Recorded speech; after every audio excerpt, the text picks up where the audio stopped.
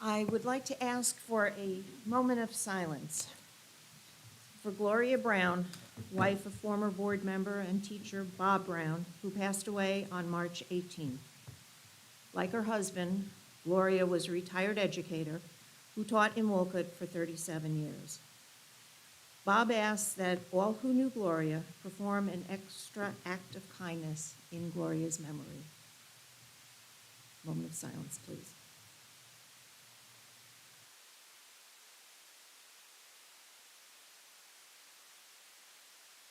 Thank you.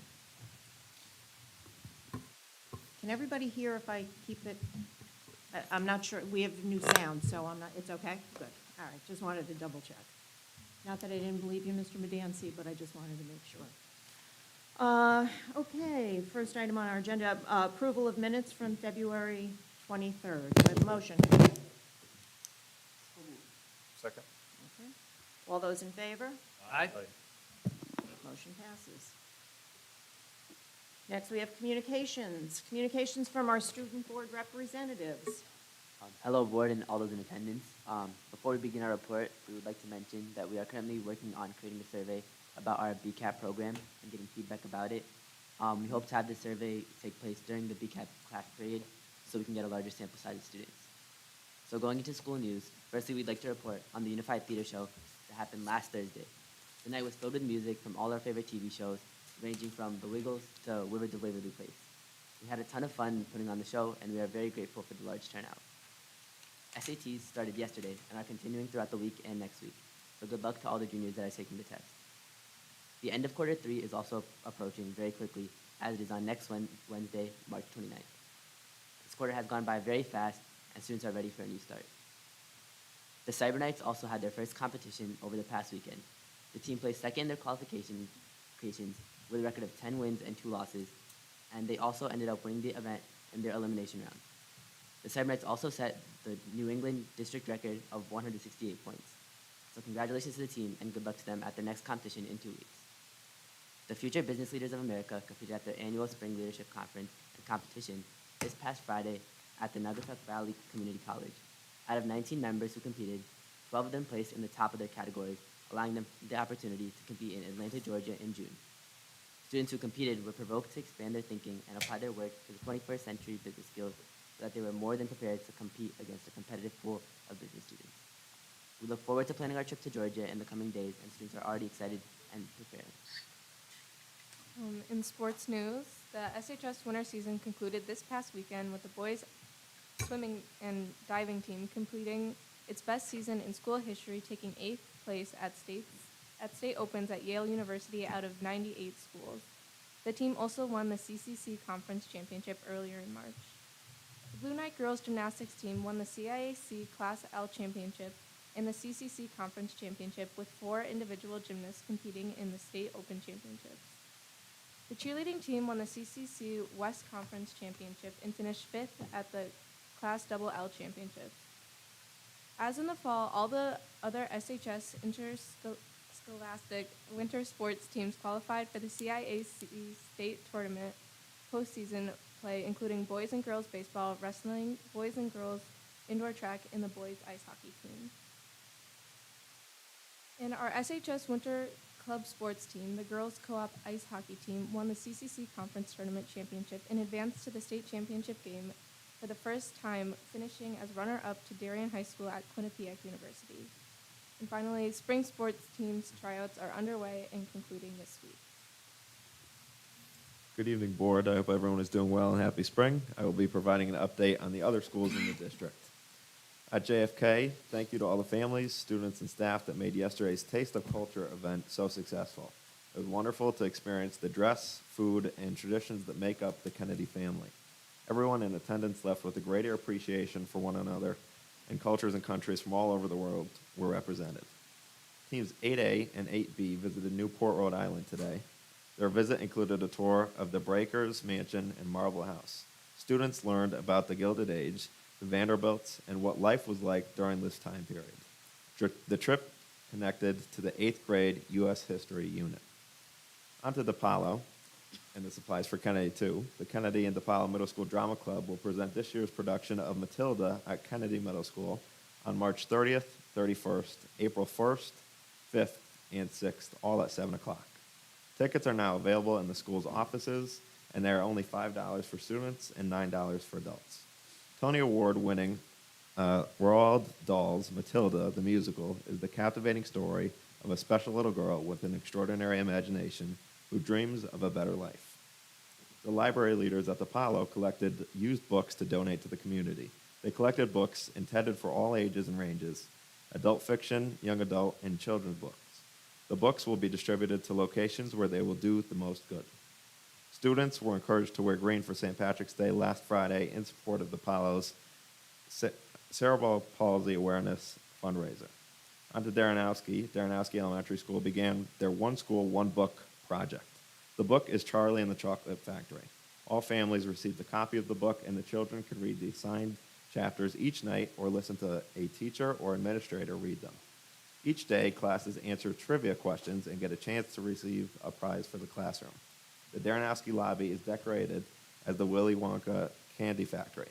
Students and staff are enjoying the reading. And finally, on to South End. Our students are hard at work rehearsing for a May performance of Matilda.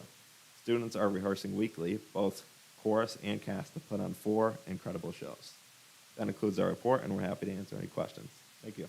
Thank you. Anyone have any questions for our students? Thank you, students. Communication from board members. I just have a couple quick things. I wanted to mention, I was at the Business Advisory Luncheon this past week, this week. Mr. Medancy was there, Mr. Crocco was there, and it was really a great event. This is the first one that they've had in a while because of COVID. We got to hear some readouts from the president of FBLA, who sits at the end of our dais here, and vice president, as well as the president, vice president of DECA, some of the programs that are going on. There's a lot of new members, a lot of new community members that are participating in this, so I think it's a great program, and it's good to be back and going. Mm-hmm. Secondly, you mentioned Mrs. Brown. I wanted to just also mention, you talked about her being a teacher in Woolcott. Her reach goes way far beyond that, Yeah. right? She worked on the state level, she worked on the national level, advocating for students, advocating for educators, and I think her legacy, at least in this, or her legacy as a family, her other legacy is what she's done for education in Connecticut and beyond. And so we should all thank her for that, as well as her husband. And lastly, one of the items, the budget is an interesting budget. It's a very difficult budget year. There's a lot of talk about a lot of different things, but one thing that has come, people are talking about this, and people have called me and talked about this McKinney-Vento law, and that it's a new mandate that's taken place. It's costing a couple $100,000 for busing of homeless students. And I just wanted to be clear, it is an expense, and it's an expensive expense for the budget, but it's not new. The regulation's been around, the law's been around since 1987, and was signed into law by President Reagan as part of a law that he passed into law. There have been reiterations from that, and I think the last re-up of this was 2015. But it's been around since 1987, so it's not a new mandate, although it is a mandate, and it's an unfunded mandate. But it's not new, so it's not an addition to the budget. It's been there in our budgets since 1987. So I just wanted to clarify that because I tried to explain it to a lot of people that have brought it up, that it's not new. It is an impact, it's a big impact, but it's not new. And that's it. Okay. Thank you, Mr. Shana. Anyone else? No? Okay. Moving along. From the administration. Thank you, Madam Chair. So we were able to host a community forum here last Thursday. We had about 20 parents in attendance, and Patrick Gallagher from SLAM provided a synthesized presentation of the May 22 enrollment study, which does continue to highlight that the enrollment by 2032 will actually be increasing, not decreasing. And it would show right now, if you look back over 4 years, that we're actually back to where we were with that slight dip in between. And then we talked about various scenarios related to the facilities. We talked about a new Kelly Elementary School, a new Darrenowski Elementary School, whether to renovate all 3 schools, including Flanders. As we know, the focus is on the 3 remaining schools that have had no work done to them. The great questions were asked relative to, you know, why would Flanders School not be one of the schools chosen? We talked about the site work that was done and the, you know, that it sits on an existing site that would prohibit swing space from being a viable option. We talked about Daranoski not necessarily knowing, is renovate to new Daranoski a viable option, or is it cost prohibitive? Would it be a new construction behind Daranoski? And the one thing we did talk about was Kelly Elementary School was the one school, at least for the pre-referendum work that's been done, has the site that would allow for swing space and enrollment increases right now, which could potentially allow the board to redistrict at the end of that project and look at the remaining two facilities after that. Great questions that were asked by the community. One of the downsides to it, and you're to our advantage tonight, but Monday we had to bring the sound company back. This is a brand new AV system and sound system, as you know. The video came out beautifully. There was no audio, so a lot of the questions that were asked and answered at the tail end of the presentation were not captured. So we're going to build that part back out. We actually published the section of the homepage of our district website today to show the slide deck, to show the two video presentations that you have all been part of from SLAM, so that people could at least catch the audio portion of the presentations and understand some of the data and explanations behind some of the scenarios. And I've also created a submit question link within that portion of the website, so any people that have thoughts, questions, or concerns can certainly share them. When we have district-wide facilities committee meetings, then I'd be certain to share feedback that we get from the community, whether they were thoughts, questions, or concerns, for the facilities committee to take into consideration. The other two items I had, the students stole my thunder tonight, but I am going to at least abbreviate one piece. Ryan didn't get his moment of glory because although FBLA did well, Ryan actually won first place with a partner for the e-business category? I did that last year. The competition that we competed in, it was a local chapter report. So it addresses our chapter. It's like a 20-page report on everything we've done. And you had first place for that, correct? Yes. So he was a winner, so just got to give him a little kudos. So I think the speaking at the dais and providing these reports gave you a little public speaking practice. And then the first robotics competition, yes, they stole my thunder, but robotics does have another competition in Hartford this weekend. So for those of you who've not seen our team, after the Hartford competition, they then go on to Worlds in April. So this would be a chance to catch them locally if you've not had a chance to do so. But if you're not able to make it, we do plan on having them come to the first board meeting in May to do the demo that they've done in the past in terms of whatever the challenge is for the robot this year and the programming and tasks that they will do with that robot. And then lastly, for the public's information, it's very important. Mr. Oceana talked about it relative to the budget. The Board of Finance will be making their recommendation to the Town Council next on March 29th at 7 o'clock at the Town Council Town Hall Chambers. And once they make their recommendation, that's when it kind of essentially leads to the next public hearing, which would be April 24th, right here with the Town Council. And again, that's an opportunity for folks to express their views and opinions on the budget. And then lastly, for all of you, I just want you to see there were some gift bags set up for you when you arrived this evening. The March is Board Member Appreciation Month. Mrs. Colgrove took it upon herself to make sure that you were recognized formally, and had a little treat for you. I don't think people understand, being on a Board of Education, how much time it takes and how thankless it can sometimes be. You're not here just at the public meeting. There are committee meetings that also occur in evenings and sometimes during your work days. You're on interview committees. You're doing backdoor politicking relative to advocating for the budget. You're answering to constituents and community members. It's a very time-consuming job that you get paid very handsomely for.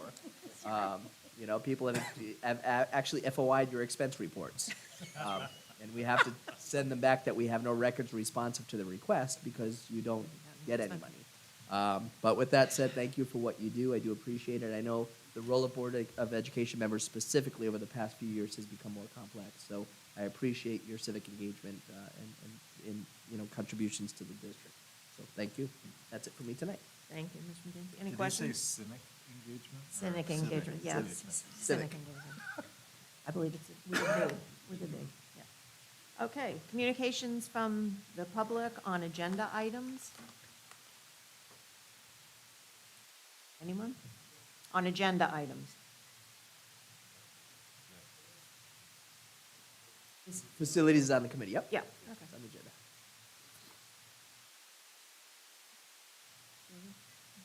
the agenda. Michael Krasansky, 27 Hitching Post Drive.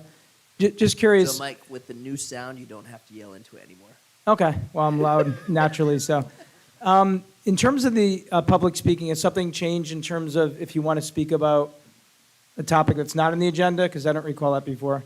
Yes. Okay, Our policy did change, I believe, when,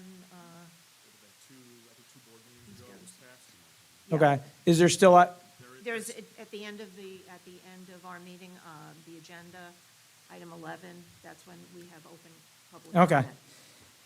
okay, well, actually, the first comment I was going to make was I was going to thank the Board of Ed for holding the public commentary at the beginning of meetings, which the town council doesn't seem to do. I'm not sure about the other boards, but I guess I'll rescind that. Thank you, because I guess that's not happening anymore. And I would say, actually, that's not what I'm here to talk about tonight, but in learning about that, I think that's a very bad decision. And I think, any board in town, whether it's the Board of Ed or the town council, should be trying to get as much public commentary as possible. And I think doing that discourages it. So I think that's a very bad move. Okay. What I'm here to talk about, though, is this Flanders School closing. So thank you for sharing, or I shouldn't say the Flanders School closing, but the redistricting, looking at the buildings, and deciding what to do. So thank you for sharing that information. I didn't read through all of it. I didn't see any other presentations just because I didn't make it or, missed it or something. So I'm not commenting on what the board should do with the buildings and what the plan will be. I'm not expert in that, so I'm sure you'll make the right decision. Hopefully it'll be good from a taxpayer perspective and save money. So that's not what I'm here about. What I'm here about is basically, if Flanders does close, it's in my backyard, and there's some other people from Hitching Post Drive, that's the street I live on. And so we're interested in what will be done with the school property. And I know that may not be something that you know now, and that's probably something as an afterthought. And I don't say that in a negative way. I know you have to, there's only so much you can bite off at once to figure out, first we'll figure out what schools are going to close, if any, remodel. But it is a very important decision of what will happen with these properties. I think, the public should be involved, particularly people living in those neighborhoods. Like I said, I hop over my fence, and Flanders is right there. So, it's very personal to me. Not that I'm more important than anyone else, but, for me, what happens there, if it is closed, I'm not advocating it should be or not, but if it is, I want to be involved along with probably a lot of other people in the area. I know it may be a long way out. I was talking to Ryan. I think he's going to talk about it later. I know these things don't happen overnight. My kids I had 5 kids who went to Flanders, so they've already graduated. They're at a great experience. I would hate to see it close, but again, I'm not weighing in that. I had a very good experience with that school. So basically, I'm just planting the seed. I don't know who makes those decisions. I'm here at the Board of Ed because it's a school. Now, you may tell me that, after we close the school, that's a town council thing. That's fine. I would love to know how that works. But again, let's make sure we don't lose sight of that. And I have my own preferences about what I think would be good for the property. And at that point in time, when those decisions are being made, I'll weigh in on that. So thank you for your time. Mr. Krasansky, I don't have a problem following up with you after the meeting or either through a phone call, and I'll explain to you what the process is for stewardship if one of the buildings were to close. Okay, I'll email you on that, and then maybe we can talk. Perfect. Okay, thank you, Mr. Yep.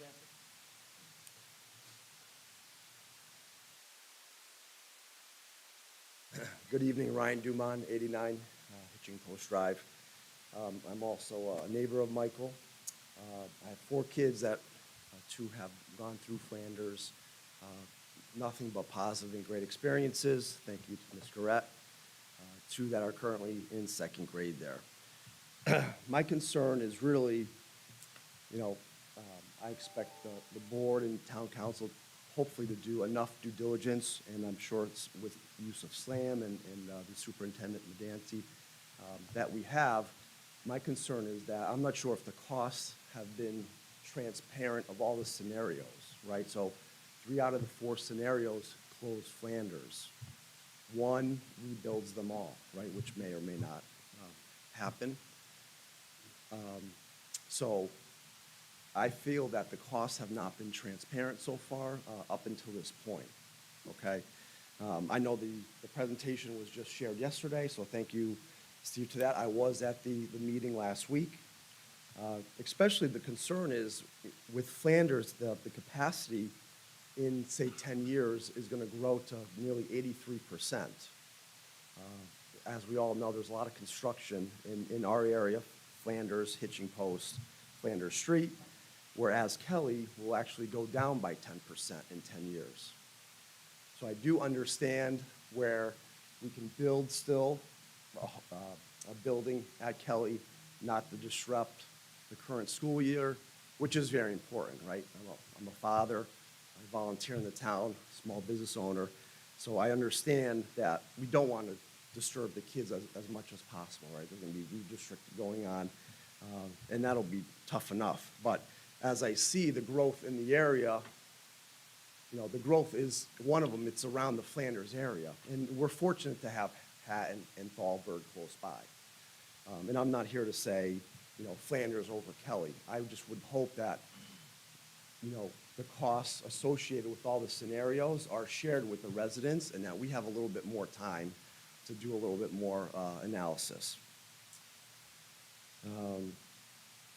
And then I second to Michael's comment too is, you know, we're probably way ahead of this, the stage here or the process of what's going to happen with, you know, with that property. Is it going to be, you know, are we managing now just a vacant building?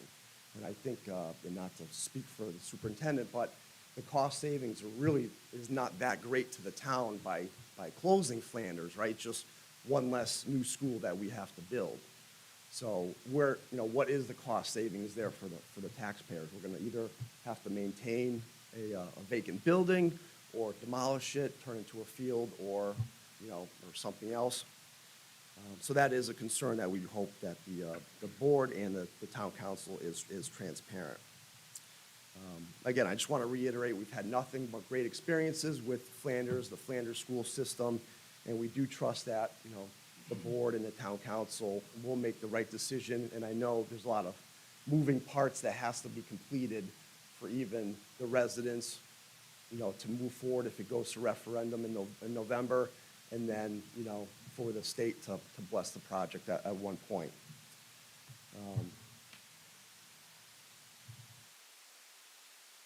That's it. So, again, Ryan Dumont, 89 Hitching Post Drive. Thank you. Thank you.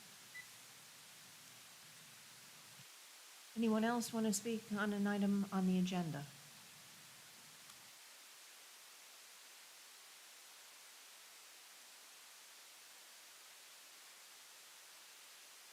Good evening. Melissa Belanger, 147 Hitching Post. I guess we have Hitching Post representatives tonight.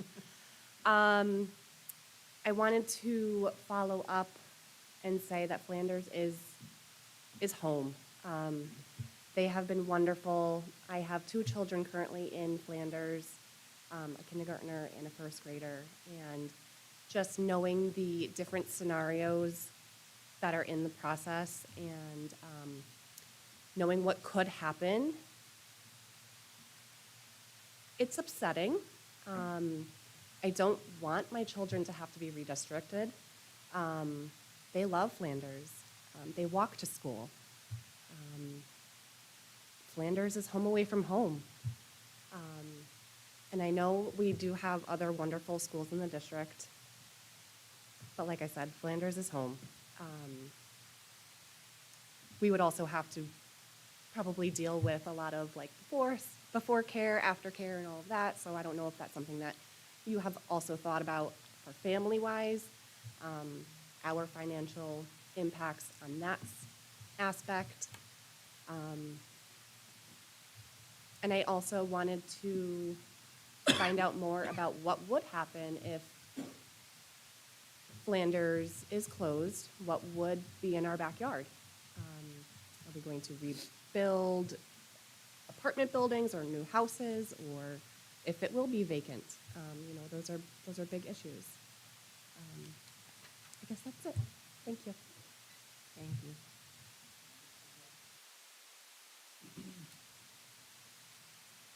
Anyone else who wishes to speak? Okay, moving along then to committee reports. Mr. Medancy, Facilities Committee. So, had the initial district-wide facilities committee meeting, which we reconstituted and started out initially as just an elementary facilities committee, if you remember, a few years back. But as we talked not only about elementary construction projects, we also talked about HVAC in the buildings, hardening of the entryways, and some of the major athletic facility improvements, the paving projects and whatnot. And as we got into the capital plan that you were all part of with me in January, we said this is getting bigger than just a few of us getting together monthly and talking about it. We really need to include the Board of Finance and the town council on this. As we know, it affects the debt service, it affects capital for the town as well in terms of what the district does. We have to partner with them and ensure that we're not taking on, either entity is taking on more than the community can afford. You know, especially you've been, privy to part of the debt service conversation this year alone relative to its impact on the operating budgets for both the town and the Board of Education. So it was a good conversation to talk about the dates most specifically, and that's what I was sharing with the parents. Like, if this were to go to referendum, what are the timelines that the Board of Finance would need to adhere to? What would the town council need to adhere to? What are the public hearings that are involved? What does the community engagement process look like? And so I had shared with them that our next, after the February 23rd initial presentation from SLAM and then the community forum on Thursday, that we would have that on the agenda tonight as a discussion item for any of you that wanted to weigh in or have any thoughts or questions that you'd like the administration to follow up on, or you would like things to be followed up with the district-wide facilities committee or SLAM or Colliers, our project managers at this point. And then from there, once we adjourned the meeting, we just basically said we would reschedule the next meeting. So there's no date set yet for that, but I will push out the date to the community too for the district-wide facilities committee so that they're welcome to attend those meetings and be listening on the conversations if they desire to do so. Any questions? You have one question? Yes. Superintendent, have we gotten any further feedback from the state on, as far as renovate to new or new construction? Or are they sort of, playing the game right and wait until we submit a proposal? So I'll tell you, when we get to that portion of the agenda, I'd be glad to talk about that with you further and kind of summarize what the state meeting was like and some of the other challenges that I had shared with them around the state right now at the community forum Thursday evening. But other than the committee report, but I can certainly speak to that when we get to that on the agenda. Thank you. Okay. Any other questions regarding the report? Okay. Policy and Personnel Committee? Thank you, Joyce? Madam Chair. Bear with me, there's a lot of notes, we had a lot to cover at the last meeting, so I'm just gonna kind of stick to the script here. So, the Policy and Personnel Committee, we met on March 1st. Nia Walensky offered revisions to the Food Service Director job description. As she retires at the end of the school year, she wants to ensure the responsibilities of the position are accurately captured to afford the system the best chance of continuity. The only suggested change involved refining the terms of employment section to solely denote determined by the Southington Board of Ed, since this is a non-union position. She also proposed a new job description titled District Chef. This person would work in tandem with the new Food Service Director and would be housed at Southington High School. You mentioned before, Southington High School had once had the benefits of a certified chef years ago because the manager at that time had that experience and had that certification. So. And there was a lot of conversation around that about how there was opportunities to, with the skills in that trade, to be able to save costs when you're talking about prepping food for the number of students that we have. So there's a lot of opportunity there. It was a good conversation. So then afterwards, Ms. Avical presented revisions to policy 4118.5, responsible use of technology for staff. The rationale behind the revisions was that it would update outdated terminology. It shifts to a responsible use lens to reinforce the responsibility of compliance to staff members. It reflects the shift that employees may use district devices for personal use on occasion and must adhere to the policy. It updates ownership of electronic copies of curriculum, and it changes the employee acknowledgement from paper to the electronic form. Then we were presented with revisions to policy 4118.7, social networking. The rationale behind these changes were that it also updated outdated terminology, changed language to include acceptable use of social media for promotion of school-related information. Following that, we We went over the revisions for policy 5131.2, use of private technology devices by students. The rationale here, again, it updated outdated personality, links to policy 6141.9, which is our responsible use of technology by students. It reinforces language that student personal devices brought to school can only be used for instructional purposes with the permission of a staff member, and it reinforces private devices can be searched if suspected of harming district infrastructure or violating policy 6141.9. We then went over revisions to policy 6141.9, which was the responsible use of technology for students.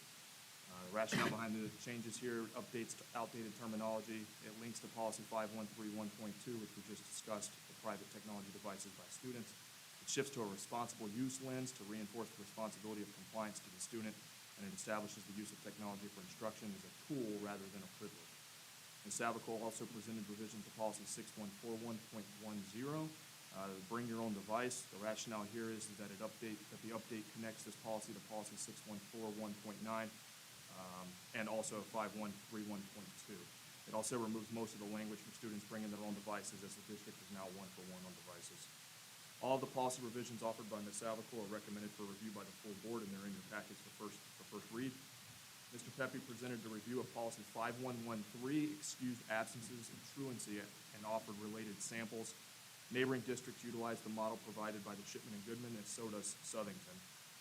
Much discussion ensued around excused absences and religious holidays. The implications of banning homework assessments and new learning during the celebration of religious holidays was debated. The committee recommends keeping the current policy language since the impact of no homework, no assessments, and no new learning during all observed religious holidays would severely reduce learning time. Some of the rationale there, just things that we talked about openly, was even during holiday shutdowns, sometimes with reading assignments that are given to students. So if we were to change that policy, it would effectively take away that opportunity.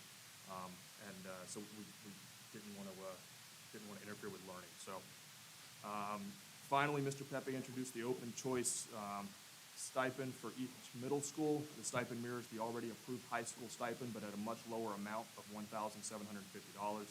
The proportionally less amount is commensurate with the reduced time and oversight compared to the high school position. The stipend is recommended for review to the full board. Mr. Pepe finally reviewed the curriculum specialist stipends. The original proposal redesigned the positions was approved at the November 2022 Policy and Personnel meeting and the subsequent board meeting. Mr. Pepe was he was directed to develop the associated stipend descriptions, which were presented to the Policy and Personnel Committee in December. At that time, there were questions posed during the meeting that prompted further clarification, and those are summarized here. So the positions are not filled based on budget reallocation plan 8 years ago. The positions continue to be needed, yet budget constraints eliminate the potential reinstatement. The unfulfilled positions resulted in a pause of curricular oversight, curricular revisions, and related professional development in some departments. The proposal better reflects the associated responsibilities as well as coordinates consistency between schools. For example, in the past, prior positions being unfilled, a unified arts department leader existed at each middle school. The position oversaw the departments of technology, education, art, health, music, physical education, computer education, and family and computer science. The needs of these departments are vastly different. Reorganizing the oversight and combining two positions, one at each school, into one ensures consistency of curricular development, organization, and associated professional development. The teachers continue to be responsible for curricular development and revisions. The reinstated, reorganized positions reestablish a layer of accountability for staff and consistency of experience for students. And then finally, the stipends can only be offered each year if grant funding is available. In anticipation, the money is already secured for this year through Title II. The proposed job descriptions are recommended for review of the full board. And that was all. Any questions? That was a lot. It was a lot. That was It was a good meeting. Any questions for Mr. Williams? I do Carson? have questions, and Okay. I'll try and limit them and make them as brief as possible. Going back to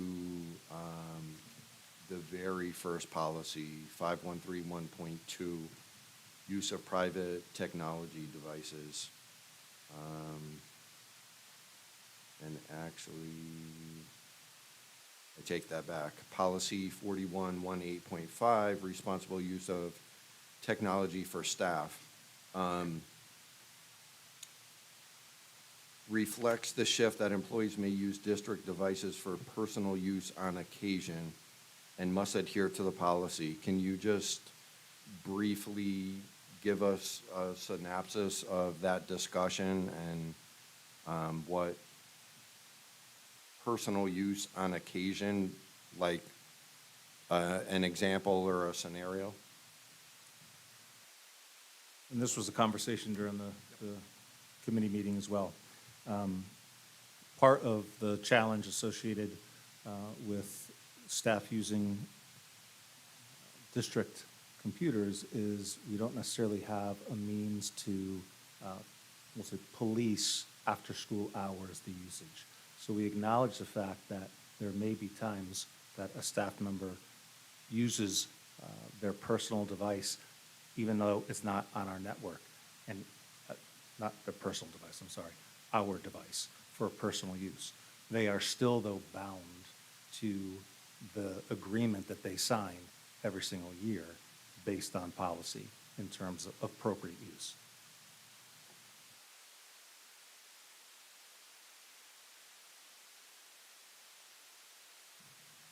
Okay. I mean, I was looking for an example and like a discussion and like trying to, I guess, wrap my head around the parameters of what's involved here, right? You know, the example of, yes, district device, you know, potentially after school, you know, non-school hours, perfectly understand it, acceptable. I guess I'm just trying to reassure myself that somehow, some way, we're not okaying personal use of district devices during, you know, school hours, teaching, et cetera. Because the opportunity exists, right? We'd be naive if we didn't think that those opportunities are there. During work hours. Yes, correct. If a staff member is on their one-to-one device using our network, we can monitor and see everything and everywhere. And that's part of the agreement that they sign every year, is acknowledging that there has to be appropriate use for school business. Okay, and that, I understand that we can see it. Is that oversight something that is done by our network manager and our infotech team, or? So we have software that, depending on, you know, the term is responsible and ethical use. And so we have software, just like we do for students. When there's a violation of responsible and ethical use, we can trace it back to a device, and then we can pretty much pinpoint who the person is, whether it's a student or a staff member, and follow the appropriate protocols that were relative to the agreement, whether disciplinary action needs to be taken. I think the acknowledgement within the policy is that that personal device may go home. Teachers have laptops, they're doing work on them, but they're not on our network anymore. So we can't monitor the responsible and ethical use now that they're off network. So the language is saying you can use it, but we expect you to continue to use it responsibly and ethically, just as we do when you're in school. Okay, great, fantastic. Did you want to add something? Yeah, so just to, I guess, more clarification. So again, I think I was understanding Mr. Carson's questioning too. So essentially, it's safe to assume that we're not allowing for the usage, and I would imagine that we'd have to actually download apps to these devices through our own tech department if you wanted to use like an Instagram or a Facebook or any of that kind of stuff. And just to like add on to that, I would assume that by the very occasional use is maybe like having to check Gmail or something like that during school hours or during a break or something like that. So we have, part of our mobile device management is that we push out software that can block certain sites and apps from being downloaded. And so that's a part of it. The other thing is we have administrative privileges on machines, so people can't just download third-party apps. The administrator would have to provide a password and override it if it was a one-off. So typically, we're able to police it that way so that they can't erode and apply third-party apps. Great. And I think something that's a little bit more near and dear to my heart is more of the utilizing of technology by students. Again, what I do with my kids, I know is not the norm. And I get talked to all the time. My kids come with like a little web design of, okay, Dad, this is why I think I should have a cell phone. And, again, I think it's very important and part of like, tailoring this type of policy, but also empowering teachers to, again, you're running your classroom. I want them to know that as a dad, as a board member, I would fully support if they have kids, again, whatever, call it a little stall for the phones and everything else as soon as somebody gets into a class. I'm sorry, but, if we don't need it today, to be able to do that to minimize distractions. I guess part of the concerns that I have is, again, being a dad, driving kids around and everything else, you hear about what they're listening to on their phones, or you hear about, did you see what so-and-so posted, or what have you. I'm so thankful that I didn't have this when I was in school, because I think life would have been very different for me. But, again, how do we, and this is more of like a global question of the board, maybe not necessarily creating a policy for it, but, what can we do to make sure that we're teaching kids that we may not have it right now, but again, you do stupid things on your phone with Snapchat, and where you make a really bad image and you send it to somebody. Again, like that's the kind of stuff that down the road an employer is going to be able to find. And then not to mention too, legal ramifications of sending pictures of yourself or something like that. Where So as part of the middle school computer curriculum specifically, but also kind of practice now across, and I think Mr. Williams touched upon it, there's a shift to responsible use versus Right. prohibited uses, so that we do talk to the kids about their digital footprint. We talk to them about sexting and, some of the other things that could be prevalent and could be a problem if, Right. they didn't understand the implications of it. Well, again, just my 2 cents. I look forward to seeing what this turns into. It's called parenting a teenager, just saying. Well, Mr. I Sharnowski? will smash a phone, so help me God. Mr. Sharnowski, you want to take over? So excuse me, my comment is not really directly related to the policies I think you've mentioned, but what are we doing for smartwatches? Because I hear a lot of cell phones, right, but smartwatches these days are connected to the Yeah. internet. Yep. So, yeah, great question, and teachers were born at night, but not last night, right? And so, just as when kids passed notes or had, notes in their caps or things on their hands, you watch kids using their watches if that's what they're, resorting to. And I'm looking down looking down the desk, because they Get could out. probably answer Get more out. than I could. But with that said, so one of the advantages is that we have tiered networks that kids can access, and in all of our schools, if you're just relying on your cell service for your watch, you're not getting a signal.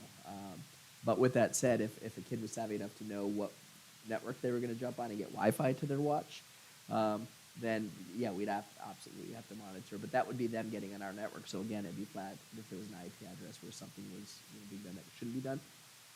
Are there kids just like there were 30 years ago looking for their advantages? Uh-huh. And yes, and our teachers do a good job at trying to keep up with the trends. I think our smartwatch was the Casio with like the. The calculator. Yeah. The calculator watches. I'll show them. Okay. Yeah, we told kids you have to learn your math facts because you're never going to carry a calculator Calculator. around. Now they all carry a calculator around. So, what do we know? Okay. Any other questions? Thank you. Moving along. One more Oh, question. okay. If you don't mind. I do, but I'll let you All right. slide. I'll let you slide. Thank you. Thank you, Chair. Curriculum specialist stipends.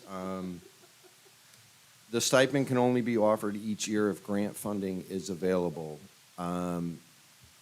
What grants are those? And what's the history on it? I understand, for this year, Title II, but And- how did it look historically and how does it look moving forward? Title II would continue to do the grant because the descriptor of a curriculum specialist fits directly into what the Title II allows. So as mentioned, for this year, in anticipation of approval, we had written it in. We've already received the approval from the state that it is an appropriate use of the funds. Okay. So it would continue to be Title II because it fits right into that. Okay. And And that was also part of why we sent it back. This Yeah. went on for several policy meetings where we wanted more clarity about exactly what grants are coming from, what does that grant cover, right? So, Perfect. to understand exactly what all the stipends were going to be. All right, thank you. All set? Okay. Everyone else all set? Okay, curriculum and instruction, Mrs. Anastasio. Yes. All right, we had a good meeting. Kara Foley and Killian Murphy presented SHS Asian Studies course proposal, which is a half-year course available to 9th through 12th graders. The course explores the relationship amongst China, India, Japan, Korea, and other Southeast Asian countries, as well as their influence on the global stage. The focus themes serve as the units of study, which are history, culture, economics, environment, and ecology, and conflict resolution. Students will investigate events and trends that impact the lives of the Asian community, both internationally and in the U.S. Student choice is threaded throughout the experiences in each unit as historical events are viewed through multiple perspectives. No books, Sean, by the way, are required for this course. Mr. Murphy has come up with all of the requirements, because I asked specifically with you in mind, just in case you're wondering. No expense toward the town. Are you happy? Are you? Are you happy? I think we have It to gets go a better. lot further than that, but yes, It it's a gets step better. in the Hold right on. direction. Candace Patton, Candace Patton presented SHS Criminal Justice Course Proposal. It's a half-year course available to grades 9 through 12 as well. This provides an overview of the criminal justice field, including law enforcement, court system, and corrections. This course supports the shift to career cluster pathways, particularly the human service cluster. In addition, this course offers students more direct experiences in the law enforcement pathway by working in collaboration with the Southington Police Department, the Connecticut Judicial System, and the Cheshire Correctional Facility. They're going to take the kids are gonna, tour, not a tour, it's like a field trip. It's gonna be a field trip to the Cheshire Correctional. So not like Scared Straight or anything? No. It's more like, talking about like the careers and, how to. Like, That's for the folks that violate the Apple Watch policy. Yes. Ah, Yes. Jan Verderam reviewed first TK through 5 physical education as an informational item. The committee previously approved revisions to the high school physical education curriculum, which focuses on exposing students to lifelong activities for continued health and wellness post-graduation. First T follows suit by exposing elementary students to the sport of golf. This grant is through the Calvin East Foundation, so again, no cost to us. 2 schools will pilot the program and enjoy professional development for the physical education teachers as well as equipment for the students. And the desire is to expand the grant next year to afford that all the elementary students system-wide will be able to. But they're going to pilot it at Darnowski and Hatton. And again, the Calvin East Foundation has graciously funded this golf program. And so again, no cost to us. So very exciting. Kids get to experience golf. Do you have a question? And the Clark Clubhouse is right across the street? Yeah. Indeed, Yeah. indeed. The 19th hole, yes, indeed. Yes. And last but not least, Mr. Pepe explained the concern about the SHS math curriculum was received by me after the first read of the full board on February 23rd, 2023. Mr. Pepe was directed to investigate the concerns and report out at the curriculum and instruction meeting that we had. Mr. Pepe offered an informational letter which summarized concerns about the recommended math curriculum. Mr. Pepe explained the letter with additional information in a different color font to address each item raised. After the committee members digested the information at the meeting, the recommendation was to move forward with a second read at the next full meeting of the board. And I reported that I would share it with the full board, which I did via email. And then that's it. And then the next curriculum meeting is April 21st. That's it. Any questions? Mr. Darrenowski? No question, just a comment. Oh, yes. In my 30 Plus. years now on the board, this is, believe it or not, in town, this is the first time I've ever been to a curriculum meeting. Never had an interest in it. I will say, this meeting was, It's fun. the details that the staff takes up with, it was really effective. And I must say that, not had more time, I would love to participate in what some community meetings, but you have a full-time job, you can't do it full-time on the board. No, It's not enough time to maybe. no. I will say though that, I'm expecting questions, the presentation, detail. It's just fun. The fluid nature of how everything is. I mean, it's went quick, it's a long meeting. It went through, so. And Miss Carmody couldn't be there, so I asked my dad to join us. But I asked him in front of a bunch of people, so he couldn't say no. That's how I got him there. Hopefully somebody does come back. I mean, thank you, I appreciate I that. may just show up with the kid in the background and just. You know, listen to time it. spent. It was so informative. It was, it was. I thought it was, It was a good time, Dad. Okay. Any other questions? No? Okay, thank you very much. Finance Committee. Mr. Charnowski. Thank you. Finance Committee had met virtually last Wednesday. The meeting was opened by going into executive session for a contract discussion where Select Physical Therapy was presented a proposal with pricing for the next 3 school years for the athletic trainers. Today, there's actually a current shortage in athletic trainers across the state caused by low graduation rates and the requirement of a master's degree for graduating students to become certified. And the proposal that is for the 2023 to 2024 school year would be $45,000, which would be a relocation item in May. And that is going to be something that is going to be brought forward to the board for the next meeting here. So the consensus was actually to approve the 3-year proposal with the added contract language stating that we retain Lori Martin if possible for our current athletic trainer to be assigned to the Southington Public Schools. That was the first thing. The second thing was the bid award for the lawn mowing and trimming for services at JFK. So if you guys had remembered from the last meeting, we had awarded the contract for Hatton, Oshana, South End, and Thalberg to Wygant Construction. They also had been the best bidder here for the JFK school, and we are looking to award the 3-year bid for lawn mowing and trimming services to Kennedy Middle School to the same company, Wygant Construction. And I do have a motion,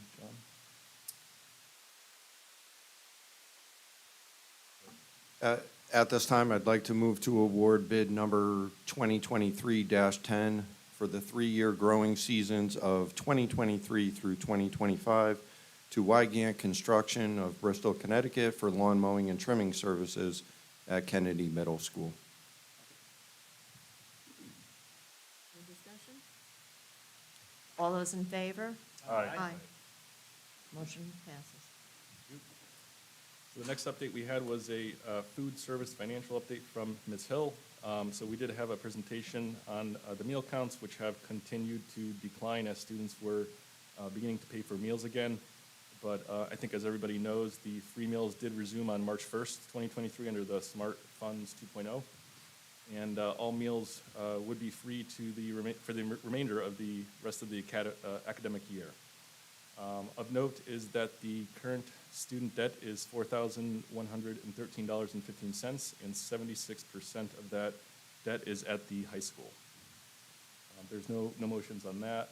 And the final update I had here was for the preschool regular education tuition rates, where we had discussed an increase for this year. And the recommended increase was between 3.5% to 5%, which the committee agreed to for the 2023 to 2024 school year to stay in line with other surrounding facilities. So we do have a motion on that also. At this time, I move to approve the preschool tuition rates for 2023-24 as recommended by the administration. Second. Any discussion? All those in favor? Aye. Aye. And this is the first time I will be able to vote, so I'm not abstaining, since I have retired. Okay. Anything else, Mr. Charnowski? That's why you have so much time. Uh-huh, because I'm retired. All right. And Chair, just a comment for the public. Sure. In relation to, into the food service and the reinstatement of, state reimbursement of school meals. With that said, we did go January and February without state funding. Hence, as noted, that we do have an outstanding balance in our student account of over $4,000. And I know that this is something in the past here in Southington that we have had anonymous donors come forward and settle those student meal accounts. And at this time, I just like to put it out there into the community. Any help is welcome. Thank you. Just Yep. one quick question. So in the fact that we weren't getting reimbursement from state or federal in that lull period, I know that meal usage went down. What was the health of, I guess, the account? I know that we've always touted that we're always running in the black. I know it's been kind of interesting with COVID and everything else because of the, I guess, artificial funding of the food programs. Yes, as they noted, the meal counts did reduce during those months where the students were responsible for their portion of the payments, but we were always still part of the National School Lunch Program, so there still was a portion reimbursed by the federal government. It was just the amount of the student pay that was reduced. And like you said, the SMART funds had covered the student portion from September through December 5th.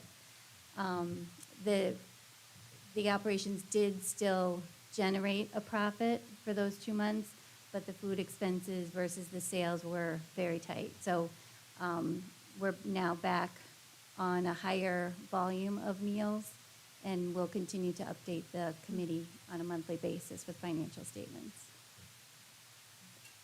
Any other questions? Okay, moving along, superintendent's report, the personnel report. Do I have a motion? Mr. Darrenowski. Move to approve the personnel report as submitted. Second? Any discussion?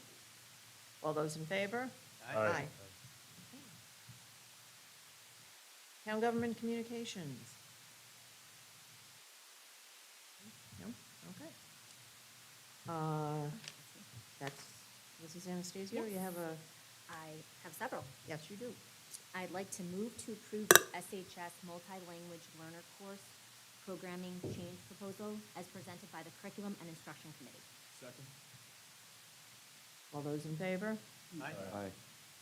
Move to approve the SHS Industry Internship Proposal, Student Help Desk as presented by the Curriculum and Instruction Committee. Second? All those in favor? Aye. Move to approve the SHS Industry Internship Proposal, Teacher Assistant as presented by the Curriculum and Instruction Committee. Second? All those in favor? Aye. Move to approve the SHS Physical Education 1 course as presented by the Curriculum and Instruction Committee. Second? All those in favor? Aye.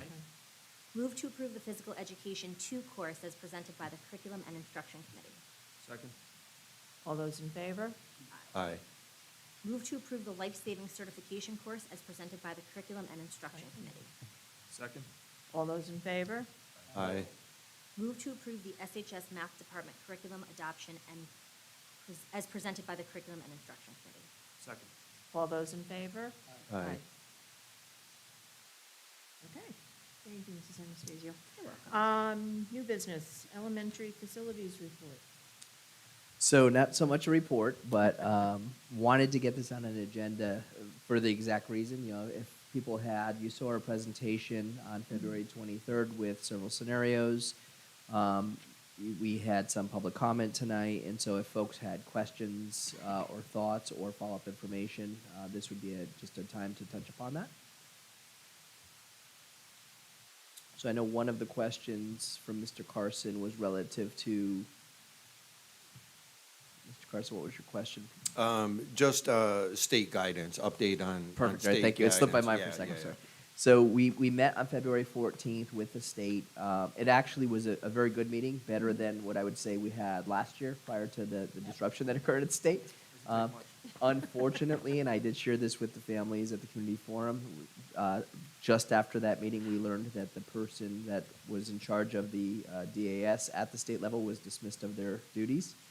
So I think they're no longer going to take jobs with or meetings with Southington, because every time we meet with them, they get dismissed immediately afterwards. So I don't know what that means for us.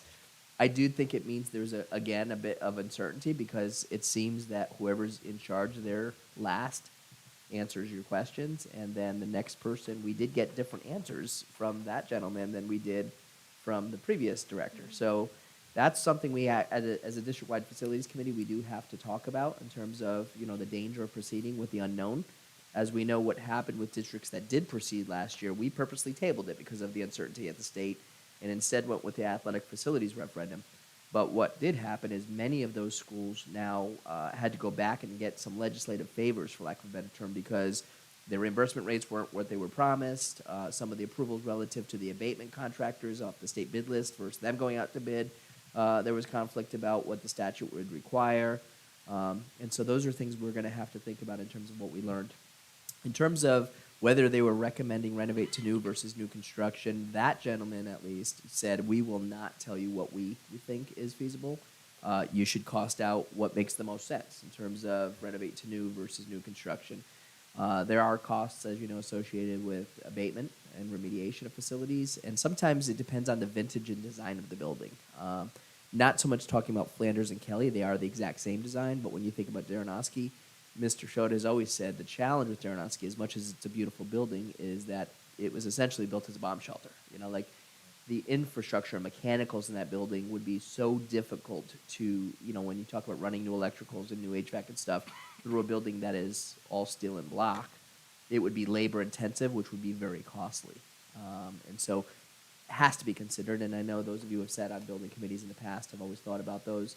I think back to my time at Kennedy, when we ran into PCBs in the windows and we had to value engineer $10 million out of the project and go back to referendum for further funding, because we renovated to new those buildings. And yet we're still paying for air quality testing now every 3 years, according to EPA guidance, relative to the PCBs that were removed. So that's definitely something I think that the next district-wide facilities committee meeting we have to discuss in terms of, do we want to proceed without any guarantees? One of the challenges right now for us is the June 30th deadline for the grant application to be submitted to the state in order for us to be considered for a December approval by the state. If you're approved in December, it means you're placed on what's called the priority list. Once you're on the priority list, the funding is pretty much guaranteed to you. It never goes away. If you don't submit by June 30th, you still could have a referendum in November, but the difference would be we wouldn't be submitting the grant application until June 2024, which means you don't hear until December of 2024, which, as we know, every year you wait, costs go up. They don't go down. And so, although you would hope maybe with inflation right now and the cost of materials that maybe corrects itself at some point, there's some sort of market correction, but I don't know that that's anything we can, foresee. So that's another factor. In terms of cost, I think there was a great question tonight relative to the cost in the different scenarios. The challenge with the costing out of the scenarios is that there's no scenario where we plan to do all three of the projects at once. And so how do you cost out the various scenarios not knowing A, what order you'll go in, and in terms of whether it's going to be Kelly first, Darrenowski first, Flanders first, then B, trying to forecast out a 25 referendum and a 27 referendum relative to what the cost of labor and materials may be at that time, 4 or 5 years out. And additionally, goes to your question, which is why I bring that up. It goes back to, is the cost relative to a renovate to new or to a new construction, because those are two different costs.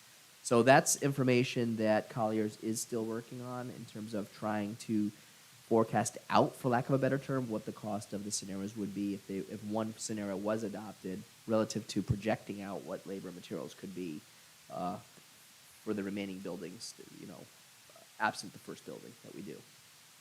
We do, as you know, as part of the pre-referendum work, We initially were thinking of doing 2 schools at once, and we, obviously this year, everybody agreed because of debt service, 1 school was way more feasible.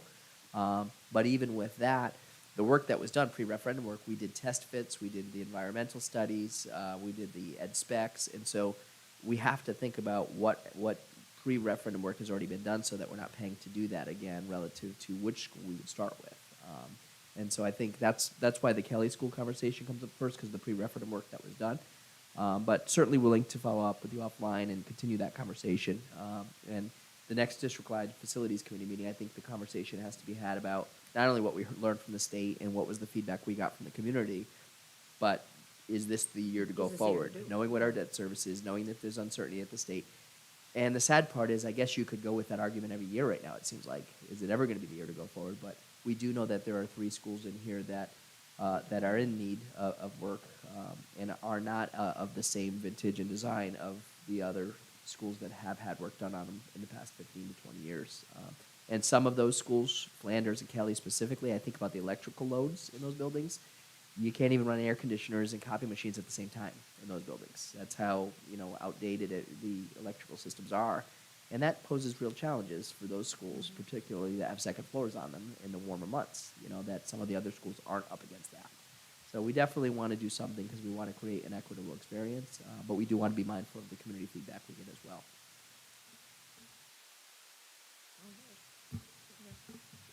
I'll go first, just real quick. Just to start this conversation moving into, the district-wide facilities meeting coming up, does the state reimburse for demolition costs when you have new construction? So good question. If it's related to the scope of the project. So if you needed to build, I'll use Daranoski as an example. If you needed to build a new Daranoski behind it, and then you needed parking now because where they would have parked, then it's part of it. But if it wasn't part of the design of the building and it wasn't going to be impacted at all, then they could potentially say no. And I think from the town perspective, unless we knew we were going to get reimbursement for demolition of, let's say, Daranoski, it wouldn't be worth doing because it would be so costly to do. So having some time after the presentation, which again was a great presentation, it's really telling the accuracy of the projections and everything else, and even through COVID, things really haven't changed much. One of the things that definitely worries me is, again, we have tracts of land in town that are still able to be developed. We just had a recent meeting at Planning and Zoning over proposed apartments. I guess, and let me first say, but I guess I'm a little vested in the sense that I grew up on CNC Drive, which is literally not even a 16th of a mile walking distance to Flanders, and my parents walked me to school every single day. Not to get too many balls up in the air at once, but a lot of our elementary schools outside of Daranoski are nestled in nicely to these wonderful little communities. And what I will say is that particular area, Sun Valley Drive, CNC Drive, like earlier developments, not so much Hitching Post, but some of the others that have like the back entrance, they're affordable homes for new families. So again, like I would almost propose to maybe even look at a different thought process of, well, if we have the ability to build a school at Kelly, again, to save, as we discussed before, be able to build a new building with the intention of tearing down the old building, I would suggest that maybe we look at a scenario where, again, McIntosh gets bussed over to Thalberg. That's twice the distance as it is to Flanders. Maybe it would behoove us to look into a rendition of, well, if we had to close Flanders temporarily, to then be able to do demolition and then rebuild the building, because we don't have that flexibility on the site. I mean, I would rather see us as a community put our money, again, into an elementary school that's nestled into a neighborhood where we could still, again, get that good suburban feel, and it's more than nostalgia for me. You know, I think there's still a lot of parents that take advantage of that. You know, again, that's why my parents bought on CNC Drive, because there was an elementary school, the middle school, and high school all within walking distance. So, you know, I think even in today's tech era, I think that's definitely something that we may want to look a little bit more into. Any other questions? Just some commentary, if you don't mind entertaining me for 2 minutes.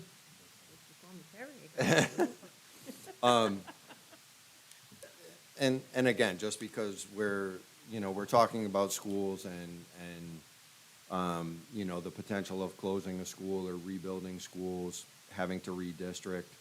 I was at, you know, and again, to give the public and give the community an idea and a sense of that we're all in this together, and that we're working together. So I happened to attend the P&Z meeting earlier this week on Tuesday, and they approved the apartment complex that's going up on West Street, okay?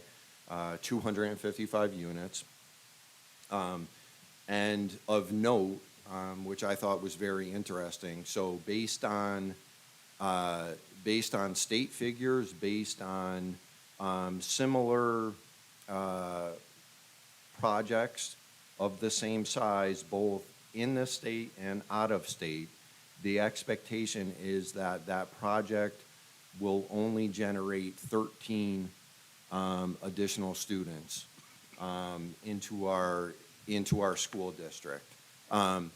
You know, so I was very, you know, and I questioned that figure. And I was actually very secure and confident in not only the referenced materials and calculation that they used, but I was surprised that the number was so low. You know, and again, it's just something that, you know, we're working with our different boards and our different, you know, whether it's our, you know, director of planning or engineering, town council, what have you. These conversations are being had, and we are, you know, and a concern of mine is affordable housing here in town, because this board understands the impact that it has on the taxpayer, and our ability to fund our budget each and every year as we see reductions in state funding sources. So I'm happy to say that that project was approved with a 10% density of affordable housing. So that's a step in the right direction.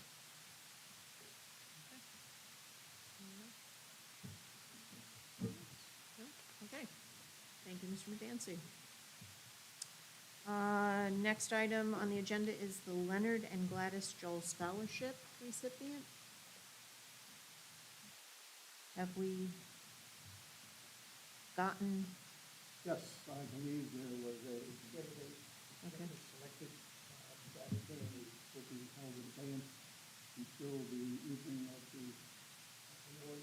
Okay. I would recommend that the board approve the recipient recommended by the scholarship committee. Okay. Second. Okay. Second. Okay. Any discussion? Just a comment. Okay. This is not, it's not a very large scholarship, but it's a scholarship. Yes. And, you know, to any student who's deserving, that wants to head into further education in education. And somewhat disheartened the fact that there was only 3 applicants. Seems like each year it gets a little less. I remember, I've been on this committee, I think I've been on 4, and we've had as many as 30 candidates at one time. hope that's not a sign that there's less and less students really looking forward to going into education as a career. I'm not sure who we can coerce into, maybe through the guidance department, which would be really great, to, get kids involved, and I know there's more out there than just this. But, again, the three great candidates, I gotta say, it's a very difficult choice. And we, other committee members, we didn't meet in a group, we each did this individual. And I think we all came up with the same selection.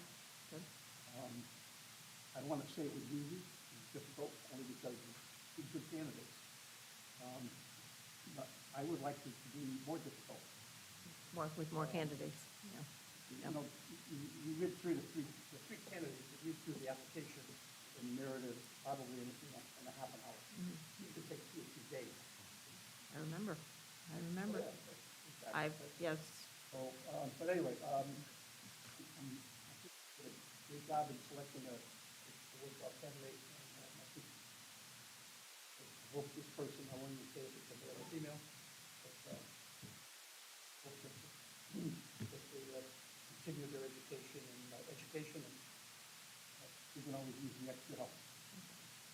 Mr. Darnowski, I just want to comment. So I noticed the same thing with my father's scholarship. There used to be a lot more recipients. I got 7 this year. That's it. And it's the same thing. It's not it doesn't pay for your entire schooling, right? But it's a scholarship. So I like your idea of encouraging the administration, however it needs to be.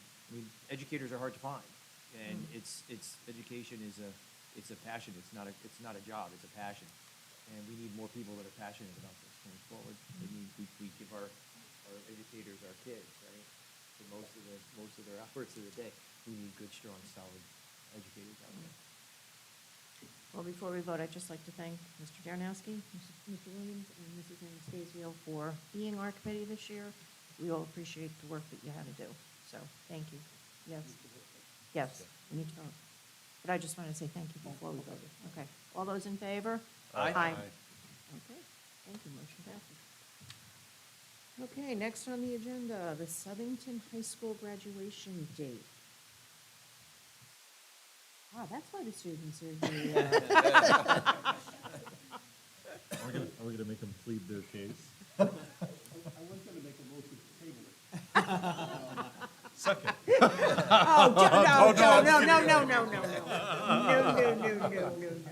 No. He was thinking he's not going, no. I wanted to see Dave sweat. What did I do? Okay. Mr. Medancy, did you want to say anything about this? No, Yeah, I'm we're good. ecstatic that we had one snow day this year, and I'm hoping I don't have to wake up at 3:30 in the morning again the rest of the school year. To move this along, I'd like to make a motion to approve Wednesday, June 14th, 2023, as the date for the Southington High School graduation ceremony. Second. Okay. All those in favor? Aye. Congratulations, June 14th. Okay. Next. Next item. Okay. The healthy food certification. Having remembered this from prior years, I need someone who is going to read the entire motion as written. Mr. O'Shannon. So pursuant to the Connecticut General Statute, Section 10-21, 215F, the Southington Board of Education certifies that all food items offered for sale to students in the schools under its jurisdiction and not exempted from the Connecticut nutritional standards published by the Connecticut State Department of Education will comply with the Connecticut nutrition standards during the period of July 1, 2023 through June 30th, 2024. This certification shall include all food offered for sale to students separately from reimbursable meals at all times and from all sources, including but not limited to school stores, vending machines, school cafeterias, culinary programs, and any fundraising activities on school premises sponsored by the school or non-school organizations and groups. Do I have a second? Okay. Any discussion? I'd just like to make a comment, and, again, this is something that, I know that I've been saying it ever since I've been on the board, but we could be doing so much better in what we feed our students. And, the feedback that I get from elementary school age kids, the stuff that I see that my son gets at Apollo, it's nothing against the staff that help to deliver the food. It's just what they qualify as healthy food that falls into this nonsensical thing is absolutely atrocious. These hamburgers that are essentially dated 5 years to be good for. The stuff that we're providing these students, just because it gets this little stamp of approval, doesn't mean that it's healthy for our kids. And, the unfortunate reality is we always adhere to this because this boils down to being able to get money from whether it's the state of Connecticut or the federal programs. I think it's unfortunate that we do business that way. That's just my 2 cents on this. I think we could be doing so much better. Anyone else? All those in favor? Aye. Okay. I'm a no. You're a no, okay. Mr. O'Shea? I'd like to, the motion is, the Southington Board of Education will allow the sale to students of food items that do not meet the Connecticut nutrition standards and beverages not listed in section 10-221Q of the Connecticut General Statute, provided that the following conditions are met. 1, the sale is in connection with an event occurring after the end of the regular school day or on the weekends. 2, the sale is at the location of the event. And 3, the food and beverage items are not sold from a vending machine or school store. An event is an occurrence that involves more than just a regularly scheduled practice, meeting, or extracurricular activity. For example, soccer games, school plays, and interscholastic debates are events, but soccer practices, play rehearsals, and debate team meetings are not. The regular school day is the period from midnight before to 30 minutes after the end of the official school day.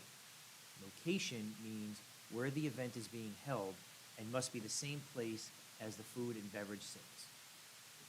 Have a second? Second. Any discussion? All those in favor? Aye. Okay, motion passes. The next item, we've already voted on. Did we vote? Yeah, We yeah, did, we fine. already voted, okay, that's fine. Now we have first readings on policies. I'll read them out. Responsible use of staff technology, social networking, use of private technology devices by students, responsible use of technology, bring your own device policy and protocol for use in schools. Those are all first readings. And if you have any questions regarding any of those policies, you could refer them to Mr. Williams. Approval of job descriptions. Mr. Williams. Move that the Board of Education approve the job description for open choice stipend as presented. Second. Any discussion? All those in favor? Aye. Move that the Board of Education approve the job description for curriculum specialist stipend as presented. Second. Any discussion? All those in favor? Aye. I'm going to vote no on that. Okay. Move that the Board of Education approve the job description for food service director as presented. Second. Any discussion? All those in favor? Aye. And then last, move that the Board of Education approve the job description for district chef as presented. Second. Any discussion? All those in favor? Aye. Okay. So moved. We also have the first reading for the high school Asian Studies courses and the criminal justice course proposal, first readings. Last, we have any public communications on non-agenda items? And I'll jump up. Okay. I was thinking about it. Somebody said, are you there? Okay. Yeah. Okay. Mr. Darrenowski, Move to adjourn. Second. all those in favor? Aye. And, oh, by the way, oops, wrong one. Stop playing on your, Yeah, I'm looking, well, my husband was texting me the score, 44, 29. 56-33 right now. Oh, 56-33? They're up 23. Yeah, I know.